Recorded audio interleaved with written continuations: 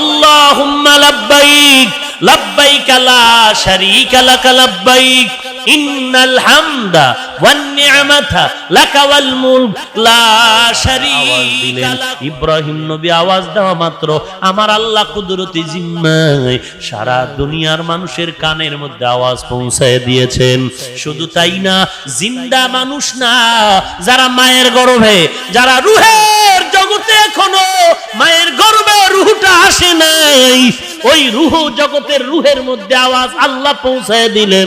দেওয়া মাত্র রূহের মধ্যে যারা আওয়াজ পেয়েছে বলেছে লাব্বাইক।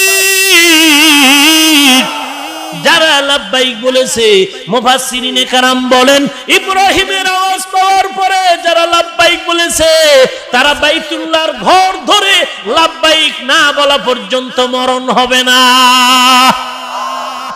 যারা একবার বলেছে তারা বাইতুল্লাহ একবার যাবে, যারা দুইবার বলবে তারা দুইবার যাবে, যারা তিনবার বাইতুল্লাহ জিয়ারতে যাবে তারা তিনবার লাব্বাইকের আওয়াজ দিয়েছে। কিয়ামত পর্যন্ত যত মানুষ দুনিয়াতে আসবে এদের মধ্যে যারা ইব্রাহিম নবীর আওয়াজ পাইছে, লাব্বাইক বলেছে, তারা ওখানে গিয়া লাব্বাইক বলবে। এই যে আমরা লাব্বাইক বলি, মুফাসসিরিনে কেরাম বলেন এই লাব্বাইকটাই হলো ইব্রাহিম নবীর আওয়াজের জবাব। আল্লাহ আপনি ইব্রাহিমের দিয়ে আমাকে আওয়াজ দিছিলেন, আমরা সেই হাজিরা দিতে যাচ্ছি। লাব্বাইক আল্লাহুম্মা লাব্বাইক লাব্বাইক লা শারীকা লাক লাব্বাইক ইন্নাল হামদা ওয়ান নি'মাতা লাকা ওয়াল মুলক লা শারীকা লাক। ও আল্লাহ, হাজিরা দিতে আসলাম। ওখানে গিয়া সবাই এক আল্লাহর কাছে চায়, সবাই ফকির, আমার আল্লাহ একাই হলেন ধনী। ওরে নবীর উম্মতের দল, ওই বাইতুল্লাহ কত দামি! পৃথিবীতে নিজের ঘরের থেকে পাঞ্জেগানা মসজিদ দামি, এরপরে 5 ওয়াক্ত জুমার মসজিদ দামি, 500 গুণ সওয়াব। এছাড়া পৃথিবীতে আর 3টা মসজিদ দামি, আর কোন মসজিদ দামি নেই। 1 রাকাত নামাজ যদি ঘরে পড়েন, পাঞ্জেগানা মসজিদে পড়লে 25 গুণ সওয়াব, জুমার মসজিদে পড়লে 500 গুণ সওয়াব। এছাড়া আর বেশি সওয়াব কোথাও পাবেন না, শুধু 3টা মসজিদ ব্যতীত। 1 নম্বরে বাইতুল্লাহ, ওই বাইতুল্লাহ আল্লাহর ঘর, একে কত পাবেন? 1 লাখ। এরপরে হলো মুসলমানের প্রথম কিবলা বাইতুল মাকদিস, বাইতুল মুকাদ্দাস বা বাইতুল মাকদিস। ওখানে নামাজ পড়লে 1 রাকাতে 50,000। ওইটা বাইতুল্লাহ যদিও আগের নির্মাণ, বাইতুল মুকাদ্দাস পরের নির্মিত, কিন্তু আমার নবী আসার আগের থেকেই সমস্ত ঈমানদার নবীগণ পয়গম্বরগণ নামাজ পড়ছেন কোথায় ফিরে? বাইতুল মাকদিস, ওখানে ফিরে। আমার নবী এসেও মক্কার জীবনে বাইতুল্লাহর দিকে ফিরে নামাজ পড়েননি, পড়েছেন বাইতুল মুকাদ্দাসের দিকে ফিরে। শুধু তাই না, নবী মদিনায় হিজরতের পরে গিয়েও 17 মাস বাইতুল মাকদিসের দিকে ফিরে নামাজ পড়েছেন। ইহুদিরা অভিযোগ দিল, আমগো কিবলা হলো বাইতুল মাকদিস, মুহাম্মদ আবার আরেকটা বাইতুল্লাহর দাওয়াত দিচ্ছে কেন?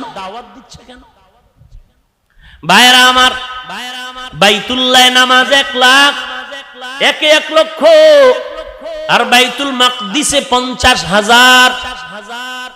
আরেকটা মসজিদ কি নাম? মদিনার মসজিদ, মসজিদে নববী। ওখানে 1 রাকাতে কত? কথা কন। মসজিদে নববীতে 50,000 রাকাতের হাদিসও আছে, 1000 রাকাতেরও হাদিস আছে। তবে 1000 রাকাতের হাদিস মজবুত, 50,000-এর হাদিস একটু দুর্বল। এজন্য বাইতুল মাকদিসে 50,000, বাইতুল্লাহ 1 লক্ষ, আর মসজিদে নববীতে হলো 1000 সওয়াব 1 রাকাতে।